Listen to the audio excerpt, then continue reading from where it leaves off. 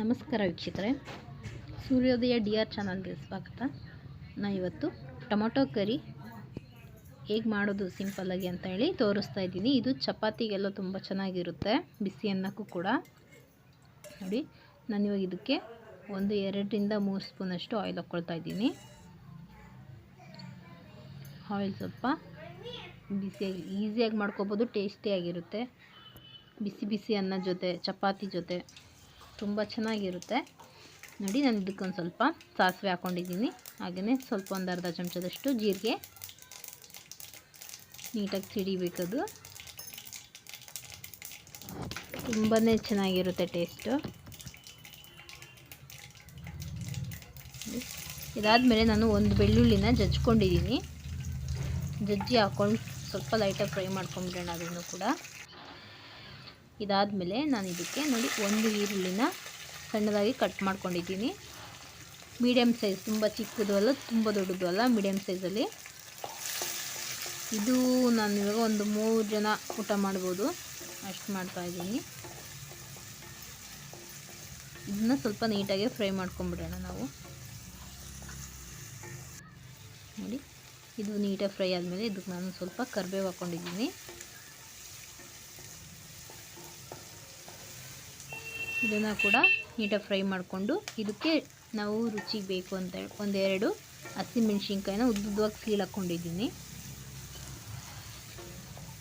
ಇದಕ್ಕೆ ಖಾರದ ಪುಡಿ ಕೂಡ ಆ್ಯಡ್ ಮಾಡ್ತೀನಿ ನಾನು, ಅದಕ್ಕೋಸ್ಕರ 2 ಹಾಕ್ಕೊಂಡಿದ್ದೀನಿ.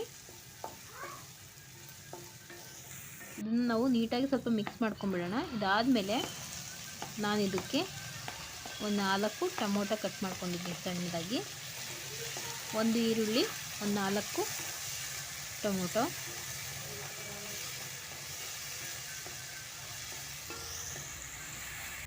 ಇದನ್ನು ನಾವು ನೀಟಾಗಿ ಫ್ರೈ ಮಾಡ್ಕೋಬೇಕಾಗತ್ತೆ. ಹಸಿ ಸ್ಮೆಲ್ಲೆಲ್ಲ ಹೋಗಬೇಕು, ಹಾಗೆಯೇ ಟೊಮೊಟೊ ಕೂಡ ಬೇಯಬೇಕು ಚೆನ್ನಾಗಿ. ಜಾಸ್ತಿನೇ ಉರಿ ಇಟ್ಕೊಂಡು ನಾನು ಫ್ರೈ ಮಾಡ್ಕೋತಾ ಇದ್ದೀನಿ. ತುಂಬಾ ಚೆನ್ನಾಗಿರುತ್ತೆ. ನೋಡಿ, ಇದಿಷ್ಟು ಬೆಂದ ಮೇಲೆ ಯಾರು ಮೊದಲನೇ ಬಾರಿ ನಮ್ಮ ಚಾನಲ್ ನೋಡ್ತಾ ಇದ್ದೀರಾ, ಸಬ್ಸ್ಕ್ರೈಬ್ ಆಗಿ, ಹಾಗೆ ಶೇರ್ ಮಾಡಿ ಮತ್ತು ಲೈಕ್ ಮಾಡಿ, ಆದಷ್ಟು ನಮಗೆ ಸಪೋರ್ಟ್ ಮಾಡಿ. ಇದೆಲ್ಲ ನಮಗೆ ಇವಾಗ ನೋಡಿ ಇದು ನೀಟಾಗಿ ಬೇಯಬೇಕು. ಚೆನ್ನಾಗಿ ಬೆಂದ ಮೇಲೆ ನಾವು ಇದಕ್ಕೆ ಮಸಾಲ ಐಟಮ್ಸ್ಗಳನ್ನ ಮಿಕ್ಸ್ ಮಾಡ್ಕೋಬೇಕಾಗುತ್ತೆ. ಈಸಿಯಾಗಿ ಮಾಡ್ಕೋಬೋದು, ಒಂದು 10 ನಿಮಿಷದಲ್ಲಿ ಟೊಮೊಟೊ ಕರಿ ರೆಡಿಯಾಗಿಬಿಡುತ್ತೆ. ಫಾಸ್ಟಾಗಿ ಮಾಡ್ಕೋಬೋದು. ತುಂಬ ಎಲ್ಲ ಮಸಾಲೆ ತೆಗೆದು ರುಬ್ಬಿ ಮಾಡೋ ಅಷ್ಟು ಟೈಮ್ ಇರೋದಿಲ್ವಲ್ಲ, ಆ ಟೈಮಲ್ಲಿ ಈಸಿಯಾಗಿ ಮಾಡಿಕೊಂಡು ಬಿಸಿ ಅನ್ನ ಅಥವಾ ಬಿಸಿ ಚಪಾತಿ ಜೊತೆ ಟೇಸ್ಟಿಯಾಗಿ ಚೆನ್ನಾಗಿ ತಿನ್ಬೋದು.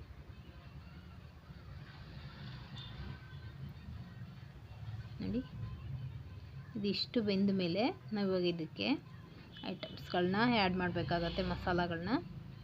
ನಾನು ಇದಕ್ಕೊಂದು ಅರ್ಧ ಚಮಚದಷ್ಟು ಖಾರದ ಪುಡಿ ಹಾಕ್ಕೊಂಡಿದ್ದೀನಿ. ನಿಮಗೆ ಖಾರ ಬೇಕು ಅಂದರೆ ನಿಮ್ಮ ಖಾರ ನೋಡಿ ಹಾಕ್ಕೋಬೋದು.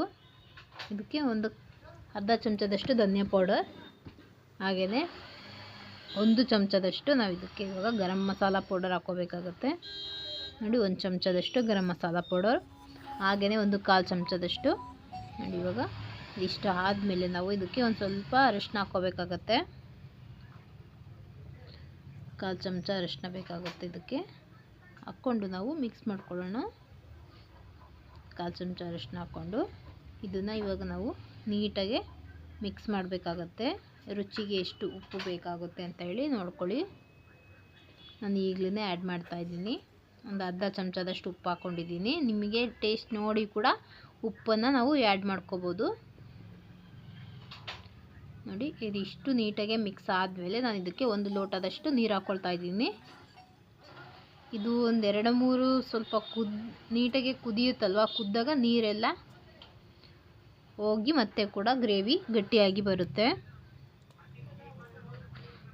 ಕಂಪ್ಲೀಟಾಗಿ ನಾನು 1 ಕಪ್ಪು ನೀರು ಹಾಕ್ಕೊಂಡಿದ್ದೀನಿ. ಇವಾಗ ಇದು ಆಲ್ಮೋಸ್ಟ್ ಆದಾಗೇ ಇದು ಚೆನ್ನಾಗಿ ಕುದಿಬೇಕು. ಇವಾಗ ಮುಚ್ಚಿಟ್ಟು ಒಂದು ಸ್ವಲ್ಪ ಹೊತ್ತು ಕುದಿಸ್ಕೊಳ್ಳೋಣ. ಚೆನ್ನಾಗಿ ಕುದ್ದ ಮೇಲೆ ನೋಡಿ ಮತ್ತೆ ಇದು ಗ್ರೇವಿ ಗಟ್ಟಿಯಾಗಿದೆ. Almost done. ಈಸಿಯಾಗಿ ಟೇಸ್ಟಿಯಾಗಿ ಮಾಡ್ಕೊಂಡು ತಿನ್ಬೋದು. ಟೊಮೊಟೊ ಕರಿ ಸಿಂಪಲ್ಲಾಗಿ ಮಾಡೋದು. ಹೇಗಿದೆ ಅಂತ ಹೇಳಿ ತಿಳಿಸಿ. ಚಪಾತಿ ಜೊತೆ ತುಂಬಾ ಚೆನ್ನಾಗಿರುತ್ತೆ, ಬಿಸಿ ಬಿಸಿಯಾಗಿ ಖಾರವಾಗಿ ಟೇಸ್ಟಿಯಾಗಿ ಚೆನ್ನಾಗಿರುತ್ತೆ.